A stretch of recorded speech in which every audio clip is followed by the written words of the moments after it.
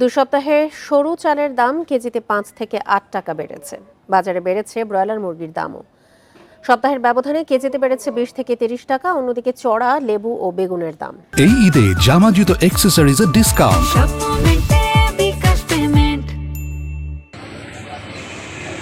গত সপ্তাহ পর্যন্ত নিত্যপণ্যের দামে কিছুটা স্বস্তি থাকলেও ঈদ সামনে রেখে দেখা যাচ্ছে দাম বাড়ার প্রবণতা।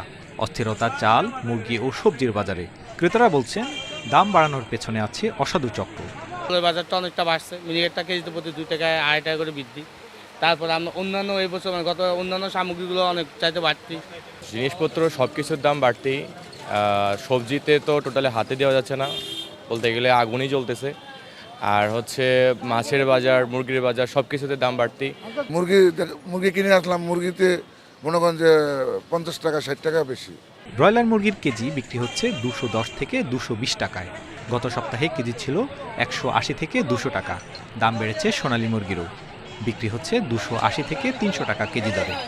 তা আমরা এখন খুচরা 230 টাকা বেচতেছি, আর সোনালিটা আপনার 330 টাকা বেচতেছি। দাম একটু বাইরে গেছে, কেজিতে 20-25 টাকা বাড়ছে। গরুর মাংসের বাজার আছে আগের মতোই। বিক্রি হচ্ছে 780 থেকে 800 টাকা কেজি দরে। তবে বিক্রেতারা বলছেন গরুর দাম বাড়ায় ঈদের আগে দাম বাড়তে পারে মাংসের। দাম বাড়বে, গরুর দাম বাড়তি না। এখন প্রতিটা গরুতে 7,000-8,000 টাকা করে বেশি। সামনে তো অবশ্যই আরও তো গরুর দাম হবে, যেহেতু মনে করেন যে সামনে 25-26 রোজার পরে মনে করেন যে চান্ডাইতের বাজার। এদিকে দাম বেড়েছে লেবুর, বেগুন ও শশার। লেবুর হালি বিক্রি হচ্ছে 60 থেকে 120 টাকায়। এক সপ্তাহ আগেও যাচ্ছিল 40 থেকে 70 টাকা। বেগুনের কেজি 80 থেকে 100 টাকা ও হাইব্রিড শশা 60 থেকে 80 টাকায় বিক্রি হচ্ছে। লেবু আমগো কিনে 30 টাকা পিস, 120 টাকা আলি।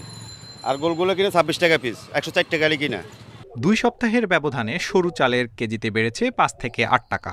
বিক্রি হচ্ছে 80 থেকে 86 টাকায়। তবে বাড়েনি মোটা চালের দাম। বর্তমানে মিনিকেট 86 টাকা কেজি বিক্রি করতেছে। পার কেজি থেকে মেলার হলারা বলতেছে ধান নাই, ধানের দাম বেশি, অনেক বেশি।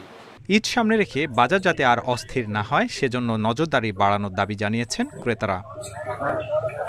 Tarique Hossain, Independent News, Dhaka.